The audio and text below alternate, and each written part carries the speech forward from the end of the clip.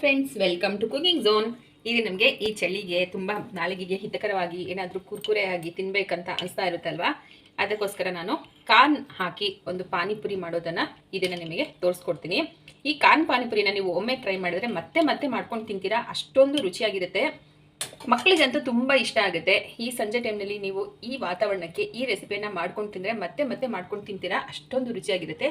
ನಿಮಗೆ ಈ ದಿನ ಈ ರೆಸಿಪಿ ಮಾಡೋದನ್ನು ತೋರಿಸ್ಕೊಡ್ತೀನಿ. ಒಂದು 2 ಆಲೂಗಡ್ಡೆಯನ್ನು ಬೇಯಿಸಿ ಅದನ್ನು ಮ್ಯಾಶ್ ಮಾಡಿ ಇಟ್ಕೊಂಡಿದ್ದೀನಿ.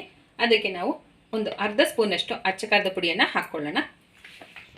ಅರ್ಧ ಸ್ಪೂನಷ್ಟು ಧನಿಯಾ ಪುಡಿಯನ್ನು ಹಾಕ್ಕೊಳ್ಳೋಣ. 1/4 ಟೀ ಸ್ಪೂನಷ್ಟು ಜೀರಿಗೆ ಪುಡಿಯನ್ನು ಹಾಕ್ಕೊಳ್ಳೋಣ. 1 ಪಿಂಚ್ನಷ್ಟು ಕಾಳು ಮೆಣಸಿನ ಪುಡಿಯನ್ನು ಹಾಕ್ಕೊಳ್ಳೋಣ.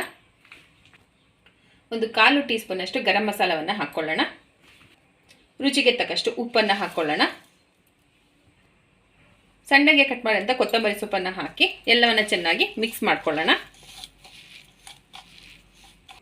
ಈಗ ಆಲೂ ಸ್ಟಫಿಂಗ್ ರೆಡಿಯಾಗಿದೆ. ಈಗ ಪಾನಿ ಮಾಡ್ಕೊಳ್ಳೋದಕ್ಕೆ ಮೊದಲಿಗೆ ನಾನು ಒಂದು 3/4 ಟೀ ಸ್ಪೂನಷ್ಟು ಆಮ್ಚೂರ್ ಪೌಡ್ರನ್ನ ಹಾಕೋತಾ ಇದ್ದೀನಿ. ಅರ್ಧ ಟೀ ಸ್ಪೂನ್ನಷ್ಟು ಚಾಟ್ ಮಸಾಲವನ್ನು ಹಾಕೋತಾ ಇದ್ದೀನಿ. 3/4 ಟೀ ಸ್ಪೂನ್ನಷ್ಟು ಜಲ್ಜೀರವನ್ನು ಹಾಕೋತಾ ಇದ್ದೀನಿ. 2-3 ಪಿಂಚ್ನಷ್ಟು ಕಾಳು ಮೆಣಸಿನ ಪುಡಿಯನ್ನು ಹಾಕೋತಾ ಇದ್ದೀನಿ. ಸ್ವಲ್ಪ ಗರಂ ಮಸಾಲವನ್ನು ಹಾಕೋತಾ ಇದ್ದೀನಿ. ಇದಕ್ಕೆ ರುಚಿಗೆ ತಕ್ಕಷ್ಟು ಉಪ್ಪನ್ನು ಹಾಕೋತಾ ಇದ್ದೀನಿ. ನೀವು ನೋಡಿಕೊಂಡು ಹಾಕೊಳ್ಳಿ, ಜಲ್ಜೀರನಲ್ಲಿ ಉಪ್ಪಿನ ಅಂಶ ಹೆಚ್ಚಾಗಿರುತ್ತೆ, ಅದರಿಂದ ಮಾಮೂಲಿ ಉಪ್ಪನ್ನು ಸ್ವಲ್ಪ ನೋಡಿಕೊಂಡು ಹಾಕ್ಕೋಬೇಕಾಗತ್ತೆ. ನಾವು ನೀರನ್ನು ಸೇರಿಸ್ಕೊಳ್ಳೋಣ. ಇದಕ್ಕೆ ನಾವು ಒಂದು 1/4 ಟೀ ಸ್ಪೂನಷ್ಟು ಅಚ್ಚ ಖಾರದ ಪುಡಿಯನ್ನು ಹಾಕ್ಕೊಳ್ಳೋಣ. ಎಲ್ಲವನ್ನು ಒಮ್ಮೆ ಮಿಕ್ಸ್ ಮಾಡ್ಕೊಳ್ಳೋಣ.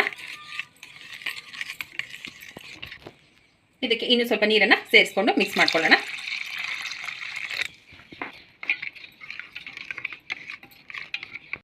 ಈಗ ಎಲ್ಲವನ್ನು ಚೆನ್ನಾಗಿ ಮಿಕ್ಸ್ ಮಾಡ್ಕೊಂಡಾಗಿದೆ. ಇದನ್ನು ನಾವು ಒಂದು ಪಾತ್ರೆಗೆ ಶೋಧಿಸ್ಕೊಳ್ಳೋಣ. ನೀವು ಈ ಪುಡಿಗಳನ್ನು ಹಾಕೊಳ್ಳುವಾಗ ಸ್ವಲ್ಪ ನೋಡಿಕೊಂಡು ಎಲ್ಲ ಪುಡಿಗಳನ್ನು ನಿಮ್ಮ ಟೇಸ್ಟ್ಗೆ ಅನುಸಾರವಾಗಿ ನೀವು ಹಾಕ್ಕೊಂಡು ಮಿಕ್ಸ್ ಮಾಡ್ಕೊಳ್ಳಿ. ಆಮ್ಚೂರ್ ಪೌಡರ್ನಲ್ಲಿ ಹುಳಿ ಹೆಚ್ಚಾಗಿರುತ್ತೆ, ಅದರಿಂದ ನೋಡಿಕೊಂಡು ನಿಮಗೆ ಹುಳಿ ಹೆಚ್ಚಾಗಿ ಬೇಕಿದ್ರೆ ಸ್ವಲ್ಪ ಹಾಕ್ಕೊಳ್ಳಿ. ಇಲ್ಲಾಂದರೆ ನಿಂಬೆ ರಸವನ್ನು ಕೂಡ ನೀವು ಇದಕ್ಕೆ ಹಾಕ್ಕೊಂಡು ಮಾಡ್ಕೋಬೋದು. ಈಗ ರುಚಿಕರವಾದ ಪಾನಿ ರೆಡಿಯಾಗಿದೆ. ನೀವು ಆಮ್ಚೂರ್ ಪೌಡರ್ಗೆ ಬದಲಾಗಿ ನೀವು ನಿಂಬೆ ರಸವನ್ನು ಹಾಕಿ ಕೂಡ ಇದನ್ನು ನೀವು ಪಾನಿಯನ್ನು ರೆಡಿ ಮಾಡ್ಕೋಬೋದು.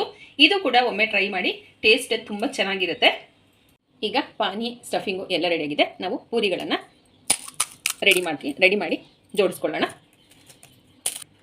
ಇದಕ್ಕೆ ನಾನು ರೆಡಿ ಪೂರಿಗಳನ್ನು ಫ್ರೈ ಮಾಡಿ ಇಟ್ಕೊಂಡಿದ್ದೀನಿ.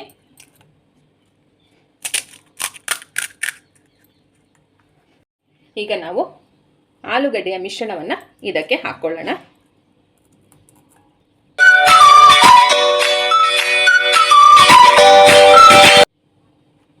ಇದಕ್ಕೆ ನಾನು ಸ್ವೀಟ್ ಕಾರ್ನನ್ನು ಹಾಕ್ಕೋತಾ ಇದ್ದೀನಿ.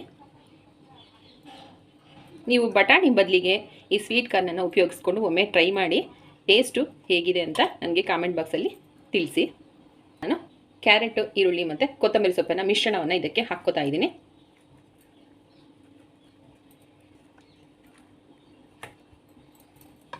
ಈಗ ನಾವು ರೆಡಿ ಮಾಡಿರುವಂಥ ಪಾನಿಯನ್ನು ಸರ್ವ್ ಮಾಡ್ಕೊಳ್ಳೋಣ. ಈ ಚಳಿಗೆ, ಈ ವಾತಾವರಣಕ್ಕೆ ನೀವು ಈ ಪಾನಿಯನ್ನು ಮಾಡಿಕೊಂಡು ಒಮ್ಮೆ ಟ್ರೈ ಮಾಡಿ, ತುಂಬ ಟೇಸ್ಟಿಯಾಗಿ ಕುಡಿಯೋದಕ್ಕೆ ತುಂಬ ಚೆನ್ನಾಗಿರುತ್ತೆ. ಈಗ ರುಚಿಕರವಾದ ಪಾನಿಪುರಿ ರೆಡಿಯಾಗಿದೆ. ನೀವು ಈ ರೆಸಿಪಿಯನ್ನು ಒಮ್ಮೆ ಟ್ರೈ ಮಾಡಿದ್ರೆ ಮತ್ತೆ ಮತ್ತೆ ಮಾಡ್ಕೊಂಡು ತಿಂತೀರಾ, ಅಷ್ಟೊಂದು ರುಚಿಯಾಗಿರುತ್ತೆ. ಈ ರೆಸಿಪಿಯನ್ನು ನೀವು ಒಮ್ಮೆನಾದರೂ ಟ್ರೈ ಮಾಡಿ. ನಿಮಗೆ ಈ ರೆಸಿಪಿ ಇಷ್ಟ ಆಗಿದ್ರೆ ನಮ್ಮ ಚಾನಲ್ನ ಲೈಕ್ ಮಾಡಿ, ಶೇರ್ ಮಾಡಿ, ಸಬ್ಸ್ಕ್ರೈಬ್ ಮಾಡ್ಕೊಳ್ಳಿ. ಹಾಗೆ ಕಾಮೆಂಟ್ ಕೂಡ ಮಾಡಿ. ಹೊಸ ರೆಸಿಪಿಗಳಿಗೋಸ್ಕರ ನೋಟಿಫಿಕೇಷನ್ ಬೆಲ್ಲನ್ನು ಪ್ರೆಸ್ ಮಾಡಿ. Thank you for watching.